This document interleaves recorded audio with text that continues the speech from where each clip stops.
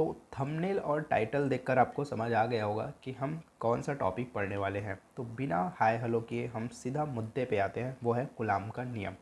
तो यहाँ पे जो कूलाम चाचा है वो क्या बोलते हैं, कूलाम चाचा का यहाँ पे कहना है कि किसी दो बिंदु आवेश के बीच लगने वाला बल, दो बिंदु आवेश पहले बना लेते हैं, ड्रॉ कर लेते हैं अपन। तो लेट्स से दो बिंदु आवेश है यहाँ पे, एक है Q1 और दूसरा यहाँ पे है Q2।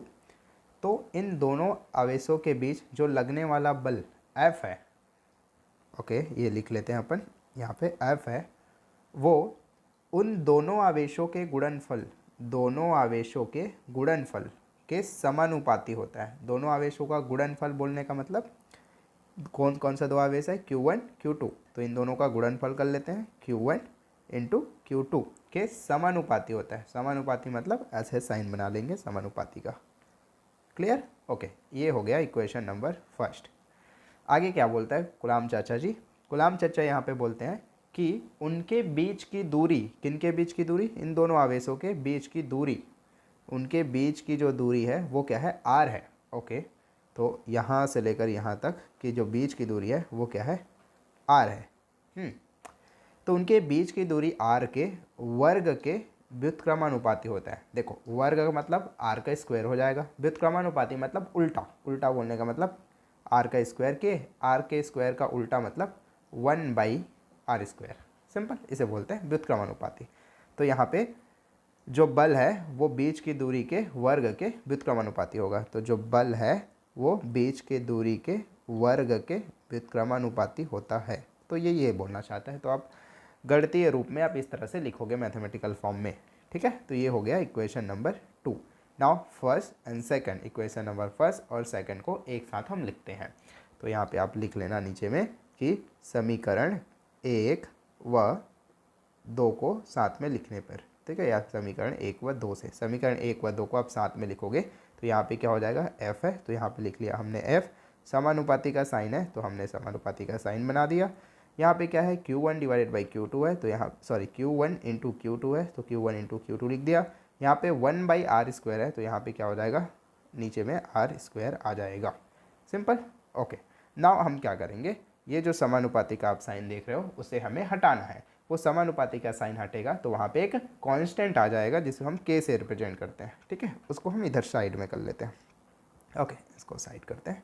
तो यहाँ पे हो जाएगा f इक्वल टू, समानुपाती का साइन हट गया तो यहाँ पे एक कांस्टेंट k आ जाता है, और बाकी जो चीज़ें हैं Q1 into Q2 divided by r², उसको सेम टू सेम लिख लेना है। तो लिख लो यहाँ पे same to same Q1 Q2 divided by r²। Clear? Now इस k का जो वैल्यू है वो आपको लिखना है। तो k का वैल्यू कितना होता है, f equal to 1 divided by 4πε0। ये किसका है, k का वैल्यू है जो आपको याद रखना है, ठीक है। इनटू बाकी की चीज़ों को सेम टू सेम लिख लो, उतार लो यहाँ पे। तो Q1 Q2 divided by r² हो जाएगा। ये जो रिजल्ट आया है वो आपको याद रखनी है, जो आपको आगे के जो डेरिवेशन हम करेंगे, जो भी हम व्यंजक करेंगे उसमें काम आएगा। क्लियर? तो f equal to 1 divided by 4πε0 into Q1 Q2 divided by r² होता है। ये आपको याद रखनी है, ठीक है। अब अगर क्या करते हो आप, ये पाई की वैल्यू पुट करोगे, ε0 की वैल्यू पुट करोगे, तो f का एक नया रिजल्ट आता है। पाई की वैल्यू कितना होता है, 3.14। ε0 की वैल्यू कितना होता है, 8.85 मल्टीप्लाई 10 टू द पावर -12, ठीक है। ये ε0 की वैल्यू होता है। जब आप दोनों वैल्यू को पुट करोगे यहाँ पे, जो कि आपको नहीं करना है, ठीक है, आपको डायरेक्ट याद करके चलना है, तो आपको एक नया फोर्स मिल जाएगा। तो फोर्स का नया फार्मूला मिल जाएगा। तो फोर्स इक्वल टू हो जाएगा, इन दोनों को आप इन दोनों को पुट करोगे, कैलकुलेट करोगे, तो आपको एक नया रिजल्ट मिलेगा जिसका मान होता है 9 मल्टीप्लाई 10 टू द पावर 9, ठीक है, इंटू Q1, मतलब इसको भी मल्टीप्लाई कर लो, Q1 Q2 divided by r²। तो ये फार्मूला भी आपको याद करनी है। तो जितना भी मैं हाईलाइट कर रहा हूँ, ये हाइलाइटर येलो कलर से जो मैं हाईलाइट कर रहा हूँ वो आपको याद रखनी है, जो आपको आगे काम आने वाला है। क्लियर? ओके, चलो आगे बात करते हैं। तो ये दो फार्मूलाज आपको याद करनी है, मैंने बता दिया। हाँ, आगे इसमें एक और चीज़ है जो कभी कभी एग्जामिनर आपसे पूछ लेता है, वो है कि कूलाम के नियम की सीमाएं बता दो, ठीक है। कभी कभी पूछ लेता है, तो ये भी याद रख लो कि कूलाम के नियम की सीमाएं, कूलाम के नियम की सीमाएं, कूलाम के नियम की सीमाएं। ठीक है, कूलाम के नियम की क्या है, 3 सीमाएं हैं, बहुत कुछ नहीं है जानने के लिए, तो आप आराम से पढ़ सकते हो। ठीक है, पहला, जो भी हम आवेश ले रहे हैं यहाँ पे Q1 और Q2, वो क्या होना चाहिए, बिंदु आवेश होना चाहिए। ठीक है, कौन सा आवेश होना चाहिए, बिंदु आवेश होना जरूरी है। अगर कोई और आवेश रहेगा तो कूलाम का नियम उसमें लागू नहीं होगा।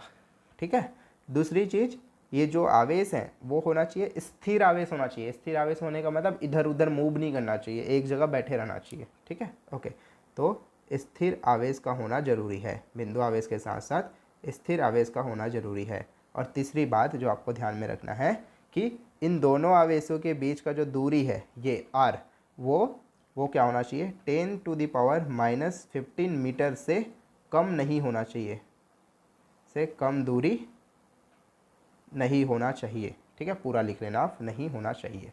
बस इतनी बातें हैं जो आपको कूलाम के नियम के अंदर जानना है।